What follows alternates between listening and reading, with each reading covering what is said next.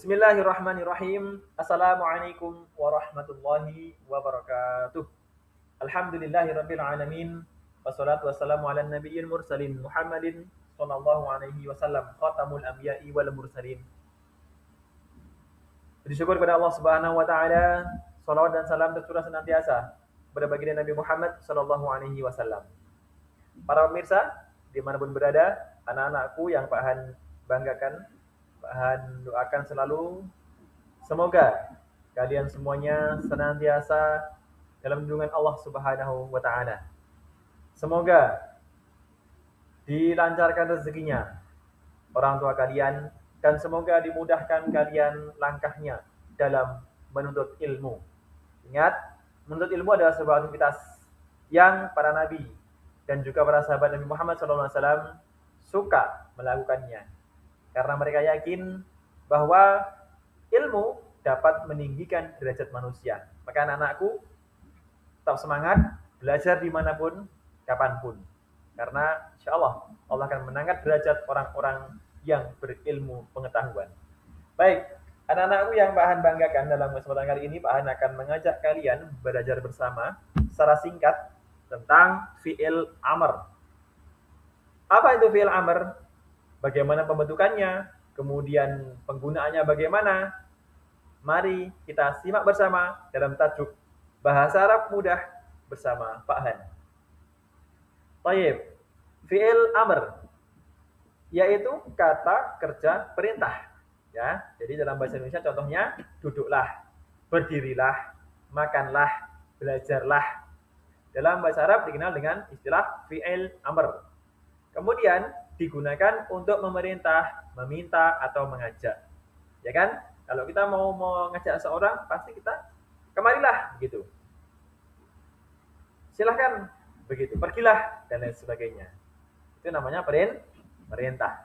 Kemudian biasanya ditujukan kepada orang kedua, ya nak. Jadi orang memerintah itu nggak mungkin memerintah diri sendiri atau orang pertama. Hei saya, tidurlah, kan nggak mungkin. Atau diperintah digunakan untuk orang ketiga, nggak mungkin juga. Hei dia, tidurlah, kan nggak mungkin. Nah, yang diperintah pasti orang yang diajak bicara. Nah, itu disebut dengan orang kedua, ya. Baik. Kemudian contoh sederhana dalam sebuah kalimat bagaimana? Perhatikan kata yang Pak Han cetak dengan warna merah. Ijlis fil fasli. Duduklah di kelas. Ijlis, duduklah. Kemudian uktub al-wajibah. Tulislah tugas. Uktub, tulislah, ya kan? Iqra ad-darsa. Bacalah pelajaran. Iqra, bacalah. Isma' syarhal ustadi. Dengarkan penjelasan guru. Isma', dengarkan. Nah, ini semua adalah contoh fi'il amr yang Pak Han cetak dengan warna merah. Mudah bukan?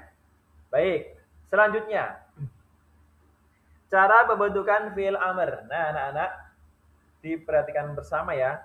Yang pertama, fi'il amr ini dibentuk dari fi'il mudhari'. Ya, jadi bukan fi'il madhi, tapi fi'il mudhari'.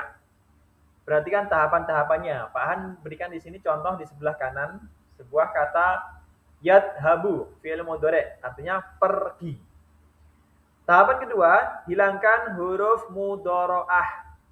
Jadi huruf yang awal, huruf mudhari'ah itu huruf di awal fi'il mudhari'. Yadhabu, huruf awalnya apa? Ya. Ya kan? Ada berapa huruf mudhari'ahnya? Huruf mudhari' itu ada 4, Nak. Ada ya, ada nun, ada ta, ada alif. Nah, di sini contohnya menggunakan ya. Maka yang kedua ini ya-nya dihilangkan. Oke, bisa dipahami? Baik, yang ketiga, sukunkan atau matikan harokat di akhir kalimat. Jadi kan yadhabu, bu-nya masih berbunyi, bu, masih domah. Nah, di tahapan ketiga ini disukunkan, dimatikan. Dah? Paham ya? Oke. Terakhir, tambahkan hamzah wasol. Ini kayak alif ini loh di depan. Gitu ya. Nah, setelah 4 tahap ini selesai, maka sudah terbentuklah fi'il amr yang awalnya artinya pergi, fi'il amarnya menjadi pergilah. Nah, pertanyaannya, bagaimana kalian membaca fi'il amar ini? Coba perhatikan. Idhab atau udhab atau adhab? Ayo. Kan ini nggak Pak Han kasih harokat. Nah, penasaran kan bagaimana membacanya? Kita simak selanjutnya. Rumus mengharokati hamzah wasol atau tadi kayak alif di depan tadi ya. Nah, biar berbunyi, ya kan? Kalau nggak ada harokatnya kan susah, kita mau membunyikan susah. Nah, apa rumusnya? Lihat harokat huruf ketiga dari fi'il mudhari'nya. Ya kan? Mari kita cermati bersama. Contohnya kata yaktubu.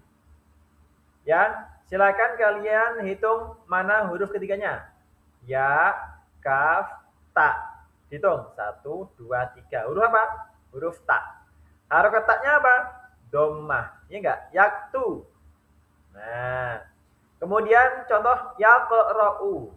Huruf ketiganya ya, qaf, ro. Apa ro? Harokatnya fathah. Kemudian contoh berikutnya yajlisu. Apa huruf ketiganya? Ya, jim, lam. Harokatnya li, yajli, kasroh. Ya kan? Jadi perhatikan huruf ketiga di fi'il mudhari'nya. Itu ya rumusnya ya. Contoh keempat ada yal'abu. Ya, lam, ain, ba. Ain apa harokatnya? Fathah. Kenapa Pak Han kita harus menyimak atau memperhatikan harokat huruf ketiga dalam fi'il mudhari'nya? Nah, setelah kalian bisa mencermati apa harokat huruf ketiganya, maka selanjutnya tentukan. Nih, yang pertama, jika harokat huruf ketiganya itu dhammah, contohnya yaktubu, ya enggak, dhammah enggak? Maka hamzah wasol dibaca dhammah. Nah, jadi dari kata yaktubu menjadi uktub. Nah, ya enggak? Uktub tadi kan dari hasil sebelum tadi loh. Nah, ini setelah dibentuk ketemulah kata uktub. Nah, untuk membaca u-nya itu perlu rumus ini. Ketika harokat huruf ketiga dhammah, maka hamzah wasol dibaca dhammah. Yaktubu uktub. Nah, ya kan? Selanjutnya, jika harokat huruf ketiganya itu fathah atau kasroh, nah, jadi kalau huruf ketiganya itu fathah, contohnya ini, yang di atas tuh, yaqra'u, ya enggak? Yal'abu, fathah kan? Maka hamzah wasol dibaca kasroh.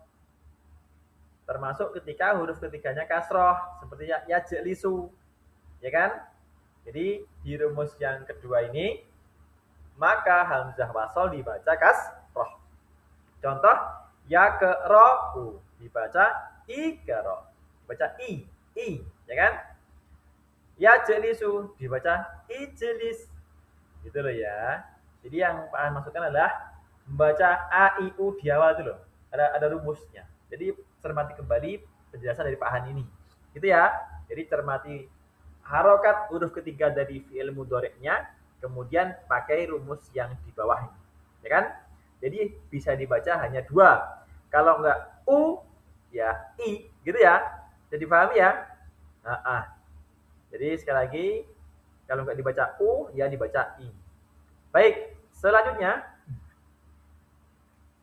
Ini contoh perubahannya ya. Contoh, yaktubu menjadi uktub. Benar ya, huruf ketiga dhammah, maka membaca alifnya di awal atau hamzah wasol di awal ini, mohon maaf bukan alif ya, hamzah wasol di awal ini juga u. Yaqra'u iqra. Huruf ketiganya fathah, maka hamzah wasol dibaca kasroh. Ya kan? Yuk kalau lupa buka kembali atau di pause kembali di halaman tadi sebelumnya. Yajlisu menjadi ijlis. Yal'abu jadi il'ab. Baik, itu ya contohnya ya. Selanjutnya, nah, terakhir ada latihan. Ubahlah fi'il mudhari' ini menjadi fi'il amr. Caranya seperti yang Pak Han tadi contohkan. Tahapan-tahapannya ya. Nih. Oh ini. Nah, ya kan? Tahapannya pertama begini, kedua begini, ketiga begini, keempat tambahkan hamzah wasol. Setelah ketemu, baru ke rumus ini. Cara menentukan harokat dari hamzah wasol. Ya kan? Dibaca U atau dibaca I. Nah ini. Pertama lihat harokat huruf ketiganya dulu. Setelah ketemu harokatnya, langsung ke bawahnya ini. Nah, tentukan. Dan Pak Han yakin kalian pasti bisa. Karena ini sangat mudah sekali. Oke?